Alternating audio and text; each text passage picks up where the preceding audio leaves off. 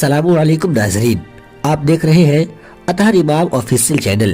محترم ناظرین کرام، آج کے اس ویڈیو میں ہم آپ کو بتائیں گے صبر کیا ہے اور صبر کرنے والوں کو اللہ تبارک و تعالی کتنا بڑا انعام دیتا ہے، اور ساتھ ہی ساتھ آپ کو ایک واقعہ سنائیں گے کہ ایک گنہگار شخص تھا جو بہت گنہگار تھا، لیکن اللہ تبارک و تعالی نے صبر کرنے کی وجہ سے اسے جنت میں مقام عطا فرمایا۔ محترم ناظرین، میری آپ سے گزارش ہے کہ اس ویڈیو کو آخر تک ضرور دیکھیں، اور اگر آپ ہمارے چینل پر نئے ہیں تو چینل کو بھی سبسکرائب کر لیں۔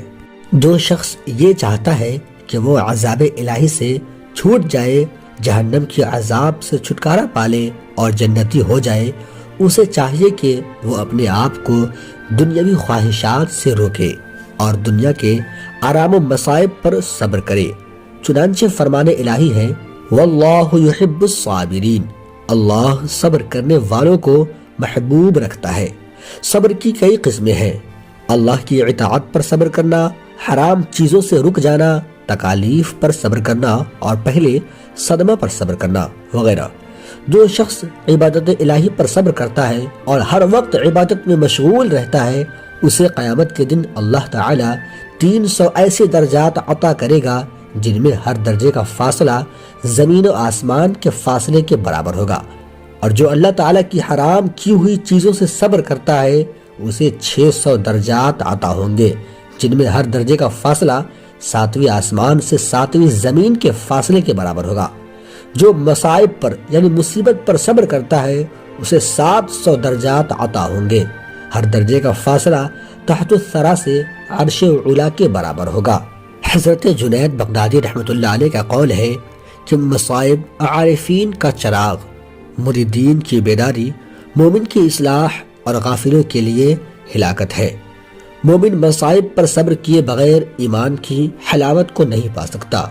حدیث شریف میں ہے جو شخص رات بھر بیمار رہا اور صبر کر کے اللہ تعالیٰ کی رضا کا طلب ہوا، اللہ تعالیٰ سے رضا مانگی، تو وہ شخص گناہوں سے ایسے پاک ہو جائے گا جیسے کہ اپنی پیدائش کے وقت تھا۔ اس لیے جب آپ بیمار ہو جائیں تو عافیت کی تمنا نہ کریں۔ جناب ضحاک کہتے ہیں جو شخص 40 راتوں میں ایک رات میں بھی گرفتار رنج و علم میں نہ ہوا ہو، اللہ تعالیٰ کے یہاں اس کے لیے کوئی خیر و بھلائی نہیں ہے۔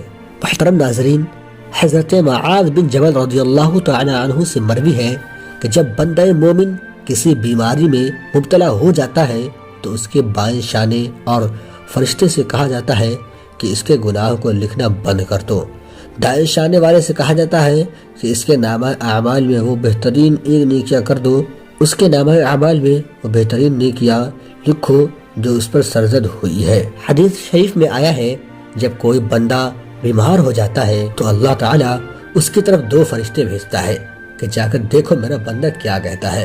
اگر بیمار الحمدللہ کہتا ہے تو فرشتے اللہ کی بارگاہ میں جا کر اس کا قول عرض کرتے ہیں۔ ارشاد الہی ہوتا ہے اگر میں نے اس بندے کو اس بیماری میں موت دے دی تو اسے جنت میں داخل کروں گا، اور اگر صحت عطا کی تو اسے پہلے سے بھی بہتر پرورش کرنے والا گوشت اور خون دوں گا اور اس کے گناہوں کو معاف کر دوں گا۔ بنی اسرائیل میں ایک نہایت ہی فاجر و فاسق انسان تھا جو اپنی بد کرداریوں سے کبھی باز نہ آتا تھا۔ اہل شہر جب اس کی بدکاریوں سے عاجز آ گئے تو اللہ تعالیٰ سے اس کے شر سے محفوظ رہنے کی دعا مانگنے لگے۔ اللہ تعالیٰ نے حضرت موسیٰ علیہ السلام کی طرف وحی کی کہ بنی اسرائیل کے فلاں شہر میں ایک بدکار جوان رہتا ہے، اسے شہر سے نکال دیجئے تاکہ اس کی بدکاریوں کی وجہ سے سارے شہر پر آگ نہ برسے۔ حضرت موسیٰ علیہ السلام وہاں تشریف لے گئے اور اسے اس کی بستی سے نکال دیا۔ پھر فرمان الہی ہوا کہ اسے اس بستی سے بھی نکال دیجئے جہاں پر پہلے آپ نے رکھا تھا۔ جب حضرت موسیٰ علیہ السلام نے اس کو اس بستی سے بھی نکال دیا تو اس نے ایک ایسے غار پر ٹھکانہ بنایا جہاں نہ کوئی انسان تھا اور نہ ہی کسی چرند پرند کا گزر تھا۔ قرب و جوار میں نہ کہیں آبادی تھی اور نہ دور دور تک سبزے کا کوئی پتہ تھا۔ اس غار میں آ کر وہ جوان بیمار ہو گیا۔ اس کی تیمارداری کے لیے کوئی شخص بھی اس کے آس پاس موجود نہ تھا جو اس کی خدمت کرتا۔ وہ لاچار ہو کر زمین پر گر پڑا اور کہنے لگا کاش اس وقت اگر میری ماں میرے پاس موجود ہوتی تو مجھ پر شفقت کرتی اور میری اس بے کسی اور بے بسی پر روتی۔ اگر میرا باپ ہوتا تو میری نگہبانی اور مدد کرتا، اگر میری بیوی ہوتی تو میری جدائی پر روتی، اگر میرے بچے ہوتے تو اس وقت موجود ہوتے تو کہتے اے رب ہمارے عاجز گنہگار بدکار اور مسافر باپ کو بخش دے، جسے پہلے تو شہر بدر کیا گیا اور پھر دوسری بستی سے بھی نکال دیا گیا تھا، اور اب وہ غار میں بھی ہر ایک چیز سے نا امید ہو کر دنیا سے آخرت کی طرف چلا ہے، اور وہ میرے جنازے کے پیچھے روتے ہوئے چلتے۔ پھر وہ نوجوان کہنے لگا اے اللہ، تو نے مجھے والدین اور بیوی بچوں سے تو دور کیا ہے، مگر اپنے فضل و کرم سے دور نہ کرنا۔